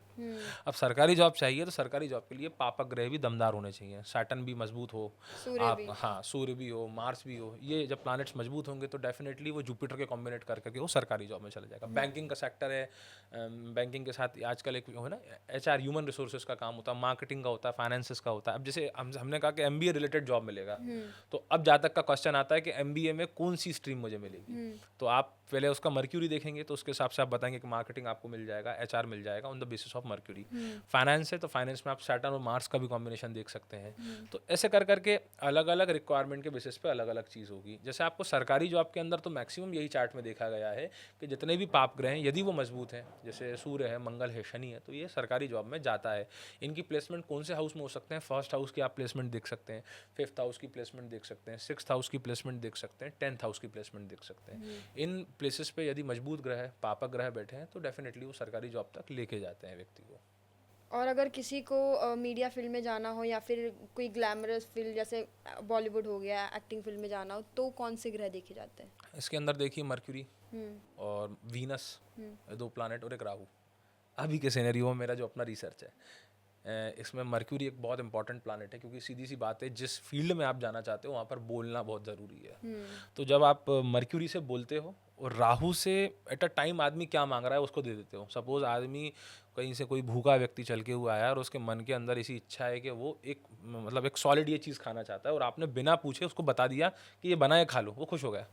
तो वही राहु कराता है, जो आपके इंट्यूशंस होते हैं और वो इंट्यूशन आपके मन में ला करके मर्क्यूरी के थ्रू बुलवा देता है। तो जैसे ही आपका यहाँ पर जो मर्क्यूरी प्लैनेट है और राहु प्लैनेट है, ये दोनों जब कवर आउट होते हैं तो ऐसे लोग जो है मीडिया के अंदर बहुत ज़बरदस्त काम करते हैं डेफिनेटली। सोशल मीडिया को भी राहु दिखाता है, तो अगर कोई इन्फ्लुएंसर बनना चाहता है, कंटेंट क्रिएटर बनना चाहता है, तो आज के टाइम पे मोस्ट ऑफ द लोगों की प्रेफरेंस यही है कि कंटेंट क्रिएटर बन जाते हैं, सोशल मीडिया पे वायरल हो जाएं, ट्रेंडिंग हो जाएं। तो उसके लिए देखिए ना, राहु को पकड़ के हम सोशल मीडिया या किसी भी चीज़ को पूरा प्रिडिक्ट नहीं कर सकते। 18 साल दशा में राहु है, तब तक तो उसने आदमी का मूड बनाया कि हाँ तुम मीडिया में काम करो, तुम सोशल मीडिया का कंटेंट बनाओ, उस पर काम करो। एकदम से राहु शिफ्ट होकर जुपिटर में आ गया, आदमी ने कहा सब मोह माया खराब है, वो छोड़ के भाग जाएगा। और उसकी जो रिसर्च और तैयारी वो राहु से बेसिस है, तो राहु को उस लेवल पे अपन नहीं कह सकते। हाँ, जैसे कि अब कंटेंट भी डिफरेंट होते हैं। जैसे कोई व्यक्ति जो कंटेंट बनाएगा नॉलेज के बेसिस पे बनाएगा, तो वो जुपिटर के अकॉर्डिंग ही बनाएगा,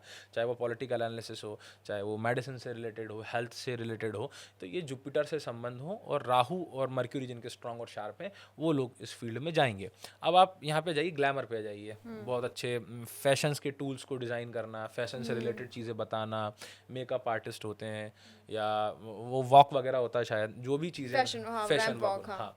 तो ये जो चीज़ें हैं, इसमें शुक्र का बहुत बड़ा इम्पैक्ट होगा, क्योंकि वो आदमी अपने आप को फील ही वैसा करता है और रिप्रेजेंट उसको राहु वहाँ पे करवाएगा। तो शुक्र और सैटर्न भी कभी कभी यहाँ पर शुक्र और सैटर्न की युति भी देखी गई है। शनि और शुक्र मित्र हैं, तो दोनों बेसिस पे व्यक्ति हार्ड वर्किंग भी होता है और उन चीज़ों को उस तरीके से करता भी है। तो शुक्र और सैटर्न भी ग्लैमर में कई बार हमको ले जाता है, आगे ले जाता है। टेक्निकल अप्रोच में जो लोग बनाते हैं, जो टेक्निकल चीज़ें बनाते हैं, उनमें एक बहुत ख़राब कॉम्बिनेशन हमारे यहाँ कहते हैं, लेकिन अभी के हिसाब से वो काम करता है, शनि और राहु का कॉम्बिनेशन।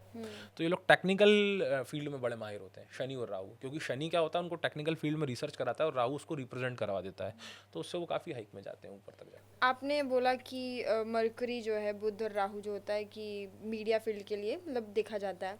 मैंने आजकल सोशल मीडिया पे ऐसे ऐसे लोग भी देखे हैं कि वो बहुत अनएथिकल चीज़ें बोलते हैं, लेकिन फिर भी वो इतने फेमस हैं, उनके इतने फॉलोअर्स हैं। तो वो क्या रीज़न है उसका? उसका रीज़न राहु है। राहु है। उसका रीज़न केवल राहु है, क्योंकि राहु का जो इन्फॉर्मेशन होता है वो मैक्सिमम टाइम ही होता है कि नॉलेज के बेसिस पे नहीं होता है। मैंने आपको बताया ना कि जो आदमी का रिक्वायरमेंट है वैसा ही खाना देना है। जैसे कोई व्यक्ति भूखा, मैंने फिर एग्जांपल रिपीट करता हूँ, कोई व्यक्ति भूखा आ रहा है और उसके मन में है कि उसको पिज्ज़ा खाना है, उसने ऐसा ही बनाया कि मुझे पिज्ज़ा ही खाना है, और आपने उसको पिज्ज़ा दे दिया, तो आपसे अच्छा कोई है नहीं। आपने उसको ये नहीं कहा कि भाई ये पिज्ज़ा है, हाई कैलोरिक फूड होता है, इसके अंदर मैदा होता है, इसको मत खाओ, इसके अंदर प्रिजर्वेटिव एडेड होते हैं, इसको मत खाओ, ये ठीक नहीं है, तो आप बुरे हो गए। आपका कंटेंट बनाने का बहुत अच्छा मीडियम था, आप समाज का और सोशल लाइफ का अच्छा करना चाह रहे थे, लेकिन वो फूड आपने जो दिया ना वो कंज्यूमेबल नहीं था, उसको वो खाना ही नहीं था। व्यक्ति के साथ समस्या ये है, वो एस्ट्रोलॉजर से क्या सुनने आता है कि वो जो चाहता है वो सुनता है, तो वो एस्ट्रोलॉजर बेस्ट है। और जो कैरियर के लिए सही गाइड करे कि भाई तुम इस लाइन में ना जाके इस लाइन में चले जाओ, ऐसा कर लो, तो वो खराब हो गया, वो वास्ट हो गया। सेम चीज़ अप्लाई होती है इन्फ्लुएंसर्स पे या सोशल मीडिया पे, कि जो कंटेंट वो कंज्यूम करना चाहते हैं उसको ही कंज्यूम वो करते हैं। ये बिकॉज ऑफ द राहु होता है, फॉल्स उनका जो है नॉलेज होता है, और उस पर रिसर्च नहीं होती टॉपिक पे, वो जो आया, जो ट्रेंड हुआ, उस पर उन्होंने बोलना चालू कर दिया। जैसे कि आप एस्ट्रोलॉजर ही देख लीजिए, जितनी पॉपुलेशन है उसका 70% एस्ट्रोलॉजर है आजकल की तारीख में आदमी, है ना।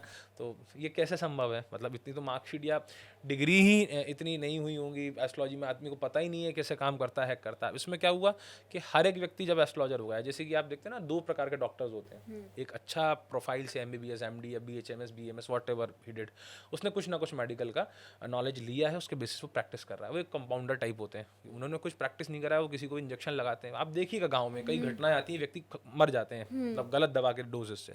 सेम काम जो होता है एस्ट्रोलॉजर का होता है। गलत एस्ट्रोलॉजर यदि किसी को मिल गया, तो वो पूरी एस्ट्रोलॉजर कम्युनिटी को कह देगा ये सब बकवास, खराब और बेकार है, और किसी के लाइफ में यदि चेंज आया है किसी एस्ट्रोलॉजर के कारण, तो वो उसकी तारीफ करेगा। तो यही कंटेंट का काम जो होता है, ये राहु के द्वारा मैक्सिमम टाइम पे इसे फील्ड में देखा गया है। अब हम आज के टाइम की बात कर रहे हैं, सोशल मीडिया की, ये सब, तो हम AI की भी बात कर लेते हैं कि आजकल बहुत सारे एस्ट्रोलॉजर के ऐप मौजूद हैं। अब तो AI एस्ट्रोलॉजर भी आ चुका है। तो जो वो प्रिडिक्ट करते हैं, जितने भी एस्ट्रोटॉक हो गया, एस्ट्रोलॉजर ऐप, जितने भी एस्ट्रोलॉजी से रिलेटेड ऐप हैं, जो भी वो उसमें जो प्रिडिक्शन होती है, AI एस्ट्रोलॉजर जो प्रिडिक्ट करते हैं, वो कितने % सच होता है और कितने % झूठ होता है? AI जो काम करता है, AI का सारा काम एक स्ट्रक्चर बेस्ड होता है। जो डेटा उसको दे के रखा है वो उस पर ही आंसरेबल होगा। AI व्यक्ति का इमोशन नहीं देख सकता। जैसे कोई माँ आई है, उसका बच्चा बीमार है, वो एस्ट्रोलॉजर के पास आई कि ये कब तक ठीक होगा, AI इमोशन नहीं देख पाएगा। AI आपको जितना बताया है वो उतना ही बता पाएगा, आगे पीछे चार्ट्स को नहीं देख सकता है। तो यहाँ पर एआई का काम कहीं ना कहीं कठिन हो जाता है कि किस सिनेरियो में क्या रिक्वायरमेंट और किस तरीके से आंसर करना है। एआई उसका पहली बात तो आंसर नहीं कर सकता है। एआई मोस्टली जो आंसर करेगा वो बेसिक करेगा। आपने कहा कि मेरी वृषभ राशि है, तो आप गूगल भी करके देखो तो वृषभ राशि के ट्रेट्स मिल जाएंगे आपको। वृषभ राशि है, 4 पैर की राशि होती है, ये शुक्र से संबंधित राशि है, तो उतना उतना बेसिक तो बता देगा। लेकिन जब आप फॉर्मुलेशन में क्लैरिटी के लिए जाते हो वहाँ पे एआई आपको आंसर नहीं दे सकता, क्योंकि वहाँ पर आपके पास जैसे आपने किसी का चार्ट मैच करवाया तो एआई बोलेगा 18 गुण मिलते हैं, मिनिमम रिक्वायरमेंट होता है, आप शादी कर लो। अब एआई ने देखा ही नहीं कि आज के समय में क्या रिक्वायरमेंट है पार्टनर का पार्टनर से, क्या क्या चीज़ें उनके बीच में आपको देखनी पड़ेंगी उन दोनों के पर्सनल चार्ट्स में कि वो आगे उनकी लाइफ को लंबा चला पाएंगी। तो यहाँ पर एआई का जो होता है कि वो पूरा काम नहीं कर सकता, 25-50% जहाँ पर बेसिकली आपको नॉलेज एआई से लेना है कि आप जितना भी सॉल्यूशंस का काम होता है, जो मैथमेटिकल रीजनिंग टाइप हमारे एस्ट्रोलॉजी में होती है, वो आप एआई से ले लीजिए, कुछ बेसिक चीज़ें पूछ सकते हैं, वहाँ तक एआई ठीक है। लेकिन आप जब बड़े लक्ष्य के लिए जाते हैं, बड़े टारगेटेड को लेकर जाते हैं, तो वहाँ पे एआई उतना अच्छा काम नहीं कर सकता है। बेसिकली एआई जो है, एआई एस्ट्रोलॉजर जो जितने भी हैं वो आपको आपकी लाइफ का 20-25% बता सकते हैं, बट वो फुल डिटेल में आपको नहीं बता सकते। 50% भी बता देंगे, मैं कह रहा हूँ, क्योंकि 50% बताने का ये है कि जैसे किसी व्यक्ति की एज आज 30 साल है, तो 30 साल में पीछे तो बहुत कुछ हुआ है ना, तो 30 साल के पीछे की घटना को बता देगा, लेकिन वो पीछे की घटना जानने नहीं आया ना भाई, उसको आगे का गाइडेंस चाहिए कि अपनी लाइफ को कितना सुधार सकता है। तो ये बेसिस पर यहाँ पे एआई काम नहीं कर पाता है। आपने कुंडली के गुणों की बात करी, तो मैं एक सवाल पूछना चाहूँगी कि कई बार देखा है कि 36 के 36 गुण मिल जाते हैं, फिर भी डिवोर्स हो जाता है, और कई बार गुण मिलते भी नहीं है तब भी ज़िंदगी अच्छी चल जाती है, तो वो क्या रीज़न होता है? डेफिनेटली इसमें काफ़ी चार्ट्स में मैंने भी देखा है, मेरा भी प्रैक्टिस है, 16 गुण में 14 गुण में शादी हुई है और वो अच्छी ग्रोथ पकड़ रही है, सारा अच्छा कर रहे हैं वो पार्टनर्स, लेकिन जो 36 गुण या 35, 32, 30 गुण तक की शादी थी वो उतना वर्कआउट नहीं कर पाई। विचार ये है कि हमको चेक क्या करना है, मैच में हम क्या चीज़ें देखें। देखिए हर समय सिनेरियोज चेंज होते हैं, पीछे सिनेरियो अलग था, आपकी और मेरी मदर जो थी वहाँ पर उतना मतलब उनका जो लाइफ था वो अलग तरीके से काम करता था। आज आप हैं तो आप या कोई आप जैसा व्यक्ति वो बहुत सारी चीज़ों को ना चाह करके एक चीज़ अपने लाइफ में चाहता है, दैट इज़ मेंटल कंपैटिबिलिटी। उसका दिमाग, उसके पार्टनर का दिमाग अच्छे फ्रेंडशिप जोन में होना चाहिए। सबसे बड़ी चीज़ यही है कि आप गृह मैत्री को देखें, ये अच्छे दोस्त भी हैं तो ये हेल्प आउट करके समस्याओं का रीज़न निकालते हैं। तो पहला तो यही ट्रेड देखा जाता है कि गृह मैत्री कितनी अच्छी मिलती है। फिर हम देखते हैं भकूट, कितना प्रेम उनके बीच में हो सकता है, कि दोनों कितने, मतलब प्रेम का बेसिकली मतलब ये नहीं होता कि जैसे किसी की अरेंज मैरिज हो सीधा प्रेम ही हो गया ना, धीरे धीरे समझता है आदमी, धीरे धीरे चीज़ों को जानता है, व्यक्ति को जानता है, उसके बेसिस पे वो उसका वैल्यू करना स्टार्ट कर देता है। फिर होते हैं गण, और कितना गण जो होता है, किसी का राक्षस है किसी का मनुष्य, तो राक्षस मनुष्य को खा जाता है। तो इसमें बहुत सी बार यही होता है, फाइट की स्थितियाँ बनती हैं, थोड़ा बहुत तरीके से यदि मैत्री अच्छी है तो वो मैनेज करके कहनी हाउ चला लेते हैं, लेकिन वो बहुत ज़्यादा जब झगड़ा करते हैं तो फिर दोनों के लिए रहना कठिन हो जाता है, और इसी स्थिति में शादी काम नहीं कर पाती है। तो ज़रूरी नहीं है कि 36 गुण मिले या 30 गुण मिले, लेकिन हाँ फ्रेंडशिप का जोन और उनके प्लैनेट्स का लेवल, कि जैसे किसी व्यक्ति के प्लैनेट जो होते हैं वो बहुत ज़्यादा डोमिनेटिंग है, आप किसी डोमिनेटिंग लड़के की शादी एक नॉर्मल लड़का जिसके प्लैनेट्स बहुत सिंपल है, जो सिंपल करा दोगे वो झगड़ा करके वो लड़के का जीवन तहस नहस है। लेकिन वहीं पे आप उस लड़की की शादी किसी डोमिनेटिंग लड़के के साथ करा दोगे तो वो लड़ते रहेंगे और इकट्ठे भी रहेंगे। तो वो उस तरीके से काम करता है। तो ये इसमें यही देखा जाता है कि कितने अच्छे से चीज़ों को अंडरस्टैंड करते हैं, वो कितना टाइम अपने आप को वो दे पाते हैं, उसके बेसिस पे चार्ट मैच होना चाहिए, ना कि कितने गुण मिले हैं उसके बेसिस पे होना चाहिए। अच्छा, एक हम शादी की बात कर रहे हैं, लोगों को अपनी लव मैरिज के बारे में जानने का बड़ा शौक होता है। कुछ लोग होते हैं जानना चाहते हैं कि उनकी लव मैरिज होगी या नहीं होगी, तो कई बार जब कुछ पंडित जी उनको बोल देते हैं कि नहीं आपकी कुंडली में लव मैरिज नहीं है, तो ज़रूरी है कि अगर किसी की ज़िंदगी में किसी की कुंडली में लिखा है कि आपकी लव मैरिज नहीं होगी, लेकिन फिर भी उनकी लव मैरिज हो जाती है, तो वो क्या रीज़न होता है? लव मैरिज के कॉन्सेप्ट को थोड़ा सा अभी क्या ख़राब कर दिया है। लव मैरिज को आदमी देखता है हीन दृष्टि से, और उसने तो पसंद से शादी कर ली, तो बेपसंद से शादी करेगा क्या? वो पसंद से शादी करेगा, उसके साथ रहना है भाई उसको। तो लव मैरिज के कॉन्सेप्ट पे ये होता है कि व्यक्ति जब लव मैरिज का पूछता है कि मेरी लव मैरिज होगी कि नहीं, दो चीज़ें होती हैं, या तो कोई पार्टनर उसको नहीं मिला है, या जो पार्टनर मिला हुआ है वो शादी को तैयार नहीं है। दो बेसिस पे वो लव मैरिज पूछेगा। तो ये कई बार देखा गया है कि 10 साल पुराना रिलेशनशिप, 12 साल पुराना रिलेशनशिप, वो वर्कआउट ही नहीं हुए हैं, और उसकी आखिरी मैरिज मैरिज हुई है, या फिर उसने शादी ही नहीं करी लाइफ में। तो ये जो होता है कि लव मैरिज नहीं होगा, तो वहाँ पर ये एस्ट्रोलॉजी के ट्रेड्स काम डेफिनेटली करते हैं। मेरा एक सवाल और है कि आपने ये बताया कि कुंडली क्या इम्पोर्टेंट मतलब कुंडली का क्या रोल है किसी भी इंसान की लाइफ में। बट कुछ लोग होते हैं जो कुंडली में मानते ही नहीं है और फिर भी वो अपनी लाइफ में बहुत ज़्यादा सक्सेसफुल है। उनको फ़र्क ही नहीं पड़ता ग्रहों से, नक्षत्रों से, कुंडली से। वो बोलते हैं हमें तो इस चीज़ में कोई लेना देना ही नहीं है, हम नहीं मानते इन सबका। तो उनका क्या रीज़न है? इसका सीधा सा आंसर है, बहुत अच्छा क्वेश्चन आपने पूछा कि वो लाइफ में अच्छा कर रहा है और उनको मानना ही नहीं है। तो भाई सीधी सी बात है, जिस आदमी को भूख लगी है वही किचन में जाएगा, और जो बीमार है वही डॉक्टर को दिखाने जाएगा। तो उनको रिक्वायरमेंट ही नहीं है। जब उनका चार्ट अच्छे से काम कर रहा है, एथिकली वो डेवलप्ड है, भगवान से ब्लेस्ड है, उनके कर्म अच्छे हैं, तो वो कुंडली में क्यों मानेंगे या क्यों जाएंगे एस्ट्रोलॉजर के पास? क्योंकि उनकी कोई समस्या ही नहीं, उनको कुछ पूछना ही नहीं है। पहली तो चीज़ ये हो जाती है।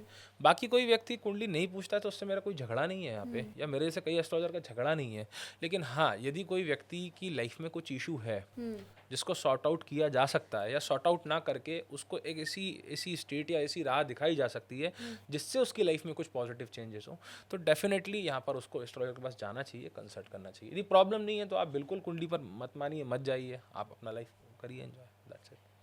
आज के टाइम पे इतने सारे एस्ट्रोलॉजर हैं, तो कैसे पता लगा सकता है कोई इंसान कि ये एस्ट्रोलॉजर सही है मेरे लिए और ये मेरे को एकदम सही गाइड करेगा? देखिए, अब ये तो जो क्वेश्चन है कन्वे टू कन्वे व्यक्ति के भाग्य पे भी डिपेंड करता है, उसको क्या मिलेगा। बहुत सारे अस्पताल में बहुत सारे डॉक्टर्स होते हैं, और ऐसा नहीं है कि वो कम पढ़े लिखे होते हैं, सब एडवांस्ड होते हैं। अपने अपने सबके अनुभव होते हैं, अपनी अपनी सबकी प्रैक्टिसेस होती हैं। लेकिन अब डिपेंड यहाँ पर ये करता है कि कौन सा डॉक्टर उसको मिला और कौन से डॉक्टर ने उसकी बीमारी को पकड़ा, डायग्नोस करा और उसके हिसाब से उसको गाइड करा। अब इसी तरीके से एस्ट्रोलॉजर का है। देखिए, आजकल जो एस्ट्रोलॉजर चलता है ना, वो एस्ट्रोलॉजर डराने के बेसिस पे चलता है। एस्ट्रोलॉजर का एथिकल काम हो गया है डराना। आदमी को डरा तो तुम्हारी शादी टूट जाएगी, तुम्हारा एक्सीडेंट हो जाएगा, तो आदमी कहता है भाई और बता, पूछता है। बेसिकली ये काम कभी नहीं होता। एस्ट्रोलॉजर के पास आप जाएंगे तो सबसे पहले तो उसका क्वालिफिकेशन चेक करें कि उसने क्या पढ़ाई करी है।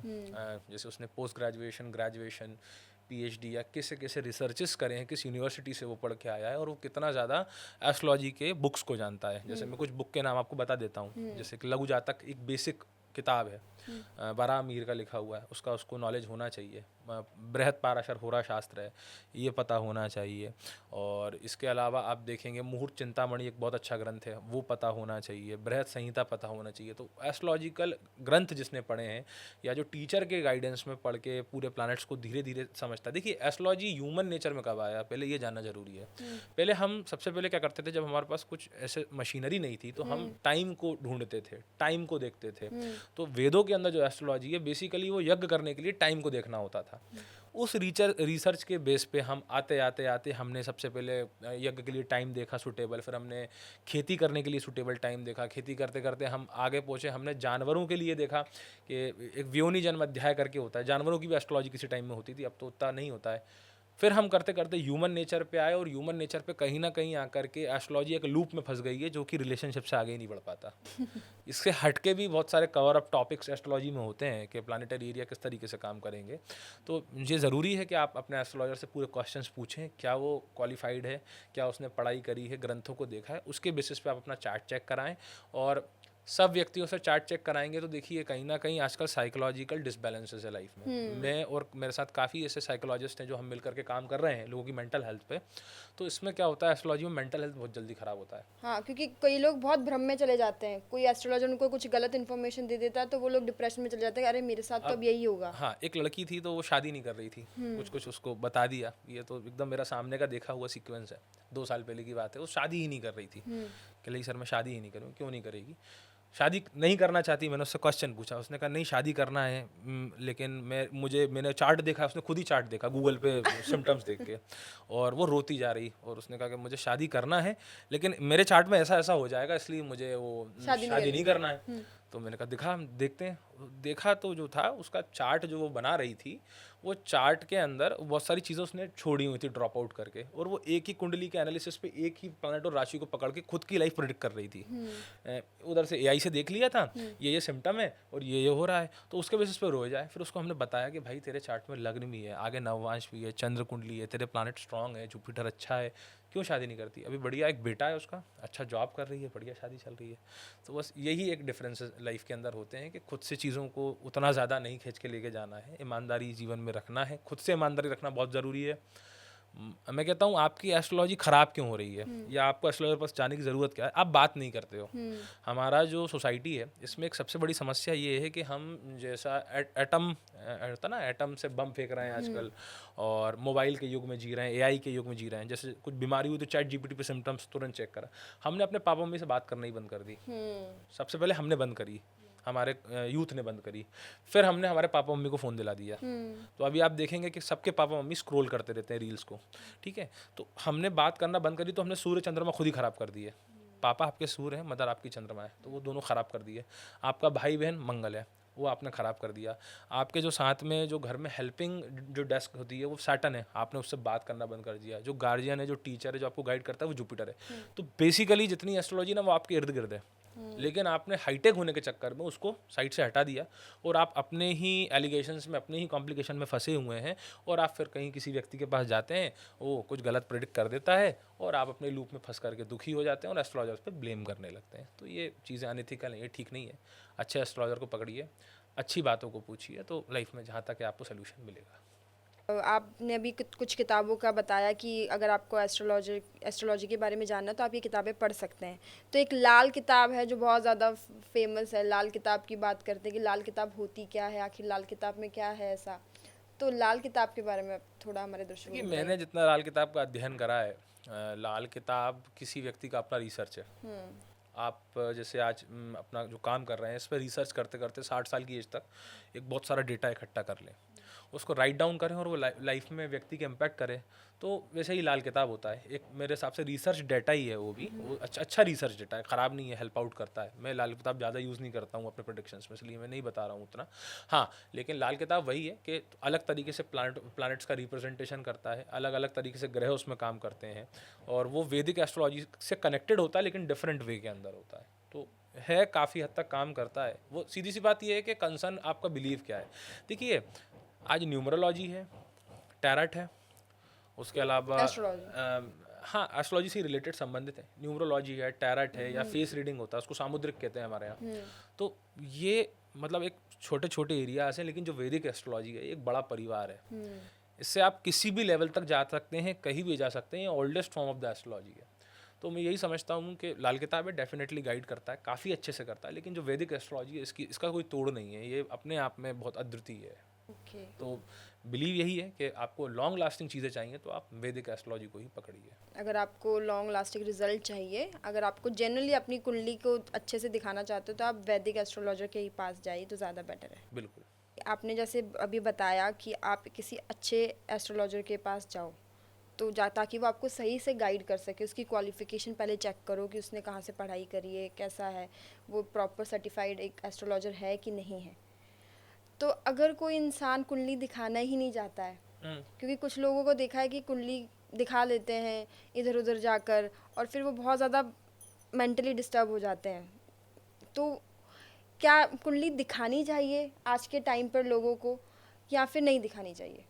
देखिए, हर एक चीज़ का एक एक मतलब एक उसका रिकमेंडेशन है। जैसे आपको खांसी चल रही है तो कफ सिरप का एक रिकमेंडेशन है कि आप इतना इतना ml लेंगे, दिन में 3 बार लेंगे। वैसे ही हर चीज़ पे ये मतलब पर्सन टू पर्सन कन्वे करता है कि आपको एस्ट्रोलॉजर का रिक्वायरमेंट कब है। सपोज़ आपके घर में बालक बच्चा हुआ या बच्ची हुई, जो भी हुआ, आपको उसका पहला अक्षर नाम का जाना है, तो आप जाओ, उतना पूछो, आ जाओ। एकदम से 12 साल तक के बच्चे का जो होता है उसमें बालरिष्ट में विचार है कि 12 साल तक के बच्चे का चार्ट चेक नहीं करते हैं बहुत सारी स्टेट्स पे कि नहीं करना है, लेकिन वो बहुत बीमार हो गया, अब डॉक्टर्स अपना काम कर रहे हैं, फैमिली अपना काम कर रही है, लेकिन कुछ सोल्यूशन नहीं मिल रहा है, तब आप जाइए एस्ट्रोलॉजर से मिलिए, वो आपको गाइड करेगा। तो आपके कौन से लाइफ के एरा में, कौन से लेवल पे आपको एस्ट्रोलॉजी का रिक्वायरमेंट है, आप डेफिनेटली जाइए। ये ह्यूमन नेचर के लिए ही या ह्यूमंस के लिए ही, उनके वेल विशिंग के लिए ही यह साइंस हमारे पास है। तो उससे आप हेल्प आउट लीजिए, लेकिन एक मॉडरेशन के अंदर लीजिए और उसके गाइडेंस पर काम करिए और धीरे धीरे पेशेंटली काम करिए। मैं देखता हूँ मेरे पास बहुत सारी जो चार्ट्स आते हैं उसमें वो कहते हैं ये व्यक्ति मुझसे बात नहीं कर रहे, बात कब करेगा। तो उसको हमने सजेस्ट करा कि 1 महीने बाद ऐसे ऐसे प्लानट्स, इसलिए आपको बन नहीं रहा है, ठीक हो जाएगा। अब वो हर दिन कॉल कर रहा है, उसकी एंजाइटी हर दिन बढ़ रही है, मैं और जानूँ और जानूँ और जानूँ और जानूँ और जानूँ, और धीरे धीरे क्या हुआ कि वो शिफ्ट हो गया एस्ट्रोलॉजिक कंसल्टेशन से इमोशनल कंसल्टेशन पे। वो इमोशनली मुझसे बात करने स्टार्ट हो गया। तो अब यहाँ पे क्या हुआ कि क्या ये मेरी गलती है? मेरी गलती नहीं है, अगले आदमी की गलती है, उसकी भी गलती नहीं है क्योंकि वो इमोशनली डैमेज है तो मुझसे बात कर रहा है। तो अब यहाँ पर क्या हुआ कि जब वो 15-20 दिन 30 दिन मुझसे इमोशनली बात करता है, फिर उसका पार्टनर आता है तो वहाँ पे वो स्विच होकर चला गया। लेकिन उसने एक चीज़ डेवलप ये कर ली है कि उसको हर चीज़ एस्ट्रोलॉजी नॉर्म्स के बेस पे करना है। हाँ। करना चाहिए, कर लीजिए, कोई दिक्कत नहीं है, लेकिन इतना ज़्यादा मत घुसिए कि अपने लाइफ में आप खाना ही खाना भूल जाएं, सोना ही भूल जाएं। आप वही चीज़ पूछ के करें। हाँ, आपको लगता है कि इस लेवल पे मुझे एस्ट्रोलॉजर के पास जाना चाहिए तो आप उस लेवल पे जाइए। परमानेंट हर चीज़ के अंदर एकदम हर दिन मत पूछिए उसको, वेट कर करके पूछिए तो ज़्यादा बेटर रहेगा। बेसिकली जब आपको लगता है कि आपकी लाइफ में बहुत ज़्यादा प्रॉब्लम चल रही है कि अब मुझे किसी की गाइडेंस की ज़रूरत है, तभी आपको एक किसी एस्ट्रोलॉजर के पास जाना चाहिए। लेकिन छोटी छोटी चीज़ों के लिए आप, क्योंकि आज के टाइम पे बहुत ज़्यादा लोग ना भ्रम में चले जाते हैं कि पता नहीं ये मेरे साथ क्यों हो रहा है, क्योंकि मेरी कुंडली में ऐसा है इसलिए मेरे साथ ये हो रहा है। और वो फिर इस तरीके से अपने चार्ट हर किसी को भी दिखा देते हैं, जिससे वो और ज़्यादा इल्यूजन में चले जाते हैं, क्योंकि कोई उनको कुछ बोल जाता है, दूसरा इंसान उसको कुछ बोल जाता है। तो बेसिकली अगर आपको अपनी कुंडली दिखानी है तो आप किसी अच्छे सर्टिफाइड एस्ट्रोलॉजर के पास जाएं, तभी जाएं जब आपको रिक्वायरमेंट है। बेसिकली नॉर्मल प्रॉब्लम्स हर किसी के इंसान के लाइफ में होती हैं, तो छोटी छोटी प्रॉब्लम के लिए आपको किसी एस्ट्रोलॉजर के पास जाने की ज़रूरत नहीं है। जब आपको लगे कि हाँ अब दवा की ज़रूरत है, तब जाइए। हाँ, देखिए ना, अब आजकल क्या है, एंजाइटी का इशू है। आप हर दूसरे आदमी को उठाए, मतलब देखेंगे, चेक करेंगे, उसको एंजाइटी है, जल्दी काम करना है, वो मेंटली डैमेज्ड है। क्यों है भाई? आपने एक सिनेरियो, ब्लिंकिट का ज़माना है ना, आपको 10 मिनट में चाहिए वो चीज़ जो आप 15 या 20-25 मिनट से लेकर के आते थे। तो वो एंजाइटी डेवलप हो जाती है धीरे धीरे करते करते। तो कोशिश यही करी है कि थोड़ा सा पेशेंस के साथ वेट करेंगे तो चीज़ें सुधरेंगी, आपको गाइडेंस मिलेगा। जल्दबाजी में मेरा कंसर्न इतना ही है कि आप किसी ऐसी गलत जगह पे ना चले जाएं जिससे आपकी लाइफ के अंदर थोड़े से प्रॉब्लम्स आ जाएं। तो उसी बेसिस पे इस चीज़ को मैं कह रहा हूँ। पंडित जी, मैं एक और सवाल आपसे पूछूंगी कि आजकल इंस्टाग्राम पे हम देखते हैं कि लोग रिलेशनशिप को लेकर बहुत ज़्यादा परेशान हैं, और आज के टाइम पे रिलेशनशिप बहुत ज़्यादा टूट भी रहे हैं, तो उनका क्या रीज़न है? देखिए, कहीं ना कहीं कोई भी चीज़ जब स्टार्ट आप करते हैं, यदि आप उसमें ईमानदार नहीं हैं तो वो चीज़ चलेगी नहीं। तो जो मैं एस्ट्रोलॉजिकली चीज़ें देखता हूँ, व्यक्ति ईमानदार नहीं है उसकी किसी भी चीज़ से, ना अपनी हेल्थ से ना अपनी फैमिली से, वही चीज़ बिलोंग करती है टू द रिलेशनशिप। आदमी और बेटर की तलाश में और अच्छे की तलाश में अपना जीवन खराब करता है। और दूसरा क्या है कि व्यक्ति के अंदर, बोलते हैं ना, बोले राम सकोप तब भय बिनु होए ना प्रीत। आदमी को डर ही नहीं है कि मैं किसी की लाइफ ख़राब कर रहा हूँ, उसको साथ अपने 10 साल से जोड़ा हुआ हूँ, उसका रिलेशनशिप में उसका पार्टनर हूँ, और 2 मिनट बाद में कहता हूँ कि मैं आपके साथ नहीं रहना चाहता, मुझे आपसे कोई मतलब नहीं है। तो उसका रीज़न क्या हुआ कि आपके मन के अंदर और बैटर मिल गया, और आप अपनी चीज़ों को एथिक्स पे और सिविक सेंस के बेसिस पे नहीं जीना चाहते, एंजॉय करना चाहते हैं। तो सबसे बड़ा कारण यही है कि व्यक्ति आजकल कोई भी जो चीज़ करता है मन बहलाने के प्रॉस्पेक्ट से करता है, ना कि लाइफ को जीने के बेसिस पे करता है। तो जो मन बहलाने वाली चीज़ें हैं, और एडमायरिंग चीज़ मिली और अट्रैक्टिव चीज़ मिली, तो वो ह्यूमन बॉडी से चीज़ पिटअप हो जाती है, मतलब वो थिंग हो गई, ना कि ह्यूमन बींग हुआ, ना उसके इमोशंस हुए। तो एक सबसे बड़ा यही कारण है यूथ के अंदर कि वो बहुत जल्दी चीज़ करना चाहता है। एक जो मतलब वो बड़ा नहीं हुआ है, वो इतना मैच्योर नहीं है अपने थॉट्स को लेके, लेकिन उसको जल्दी करके देखना, अटेम्प्ट करना है कि ऐसा करके देखूं क्या होता है।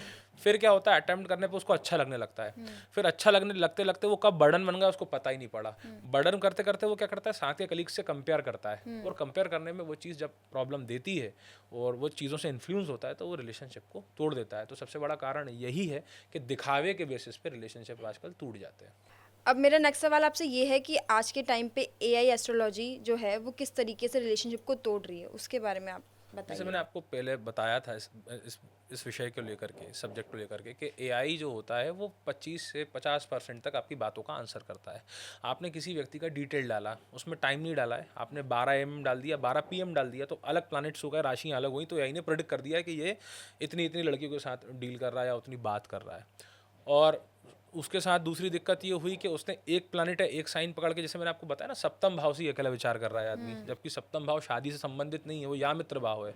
आपकी लाइफ में किस प्रकार की महिलाएं आएंगी, वो कोई भी रूप में हो सकती हैं, तो वो भी कन्वे करता है। और साथ में किस जातक के लिए कौन सा प्रेडिक्शन करना है, ये भी अलग है। जैसे आई के अंदर फॉर्मुलेशन है, तो स्त्री जातक के लिए अलग एस्ट्रोलॉजी के नॉर्म्स हैं, पुरुष जातक के लिए अलग एस्ट्रोलॉजी के नॉर्म्स हैं। वो एआई को नहीं पता है किस तरीके से काम कर रहा है। साथ में कई बार क्या होता है कि आदमी भटक जाता है। हम ये मान सकते हैं कि आदमी भटक जाएगा, झगड़ा कर लेगा, पार्टनर से बात नहीं करेगा, तो उस 6 महीने के पीरियड में या 3 महीने के पीरियड या 1 साल के पीरियड में हो सकता है उनके बीच में बहुत लड़ाई हो, और वहाँ पे उसने एआई से पूछा तो एआई ने कहा आपका रिलेशनशिप टूटने वाला है, आपका शादी टूटने वाला है, तो आदमी कल करता है आज हो जाए, तो अभी तोड़ देगा। लेकिन जब किसी एस्ट्रोलॉजर के पास जाएगा वो कहेगा कि 6 महीने का टाइम थोड़ा सा हार्ड है, ये ठीक नहीं चल पाएगा, तो वो 6 महीने पास आउट कर लेता है, पार कर लेता है इस चीज़ को, तो वो रिलेशनशिप सेव हो जाता है, बच जाता है। तो यही डिफरेंस एआई के अंदर और ह्यूमन एस्ट्रोलॉजी के अंदर है, क्योंकि हमने एआई को डेवलप करा हुआ है, एआई ने हमको डेवलप नहीं करा हुआ है। पंडित जी, अब ये बताइए कि कैसे पार्टनर्स से हमें बच के रहना चाहिए रिलेशनशिप में, कि कौन से पार्टनर हमें चीट कर सकते हैं, उनके क्या ट्रेड्स होते हैं? देखिए, ट्रेड्स पे सबसे बड़ा 2 प्लैनेट होते हैं, शनि केतु का कॉम्बिनेशन, ये हार्टलेस लोग हो जाते हैं कभी कभी। फर्स्ट हाउस का राहु, कई बार मून जो कमज़ोर है, और कई बार सूर्य। अब यहाँ पर ये नहीं है कि ये परमानेंट जिनके चार्ट में वो सब चीट करेंगे, चीट नहीं करते हैं, इनका मेंटलिटी आपका मेंटलिटी मिल नहीं पाता है। तो बेसिकली आदमी, मतलब सबसे बड़ा कंसर्न लड़कियों का होता है आजकल। लड़कियों का कंसर्न क्या होता है कि ये अपने दोस्तों के साथ रहता है, मुझे टाइम नहीं देता है। अब वो अपने माँ बाप, परिवार, काम धंधा, दुकान छोड़ के एक आदमी से अपना लाइफ सेटल कर ली है, तो ये एक लड़के की जवाबदारी है कि उसको टाइम दे। तो सबसे बड़ा ट्रैट ये है कि आपको टाइम मिनिमम आपका पार्टनर दे रहा है, तो एक अच्छा ट्रैट है। और आपकी केयर करता है, केयर मतलब आपको चेकआउट करता है, उन बेसिस पे चेकआउट करता है जो हर कोई नहीं कर सकता है, ये देखना बहुत इंपॉर्टेंट है। और कोई व्यक्ति ऐसा है कि बस वो, मतलब आप ही फर्स्ट हैंडेड एफर्ट डाल रहे हैं, अगला आदमी एफर्ट डालता ही नहीं है, तो वो रिलेशनशिप तो नहीं बचा हुआ है। बेसिकली वन साइडेड आपका अप्रोच है कि आप वो चीज़ों को करना चाहते हैं। तो चीटिंग का बेसिस ऑफ कंसर्न यही सबसे ज़्यादा बनता है कि जब आप अपने पार्टनर पे ध्यान नहीं देते हैं, उससे बात नहीं करते हैं, तो वो सीधी सी बात है कि कहीं ना कहीं अपने इमोशंस को बांटने के लिए किसी और के पास जाता है, और चीज़ें वहाँ पर चेंज हो जाती हैं बहुत हद तक, क्योंकि उसको आपके साथ लाइफ जीना है, ना कि कुछ दिन रहना है। तो एक सबसे बड़ा कंसर्न तो ये है। और दूसरा, कोई व्यक्ति दिखावटी तौर पे रिलेशनशिप में आया है। बेसिकली आजकल देखते हैं ना, लुक्स का ज़माना बहुत होता है, किसी व्यक्ति के लुक्स बहुत अच्छे हैं, बहुत अच्छे ब्रांड्स पहना हुआ है, तो सबसे बड़ा ट्रेट यही देखने को आता है कि कोई भी लड़का लड़की जब लुक्स के बेसिस पर रिलेशनशिप रखता है तो वो सर्वाइव नहीं कर पाता है ज़्यादा। तो आज के एपिसोड में आई होप आपने अगर ये वीडियो देखी होगी तो आपकी कुंडली से रिलेटेड जितने भी सवाल होंगे वो आपको उनका जवाब मिला होगा। तो थैंक यू सो मच पंडित जी हमारे साथ जुड़ने के लिए और दर्शकों को बताने के लिए कि कुंडली क्या होती है, ग्रह क्या होते हैं और हाउसेस क्या होते हैं। इसके लिए बहुत बहुत धन्यवाद आपका। और आई होप आपको ये वीडियो पसंद आई हो। अगर आपको ये वीडियो अच्छी लगी हो, ये पॉडकास्ट अच्छा लगा हो, और अगर आपको ऐसे और पॉडकास्ट चाहिए एस्ट्रोलॉजी से रिलेटेड, कुंडली से रिलेटेड, तो हमें कमेंट बॉक्स में ज़रूर बताएं और देखते रहें श्री दशा भक्ति।